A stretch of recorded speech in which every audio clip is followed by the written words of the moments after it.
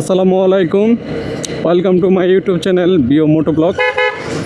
তো আমি যাচ্ছি রাত্রে বাসায়, দোকান ক্লোজ করে। সময় হচ্ছে 11:11। তো আমার প্রায় সময় বাইকের স্ট্যান্ড উড়াতে মন থাকে না, অনেকে বলে ভাই স্ট্যান্ড। তো কাদের কাদের এরকম হয় জানাবেন। আমার ম্যাক্সিমাম টাইমে বাইকের স্ট্যান্ড উড়াতে মন থাকে না। আসলে ইদানিং একটু মানে সব কিছু জানি কেমন জানি বুইলে যায়। আমার বাসার যাইতে মোটামুটি সময় লাগে বাইকে 1 মিনিটের মতো, মানে 1 মিনিটের চেয়ে বেশি লাগে, 2 মিনিট।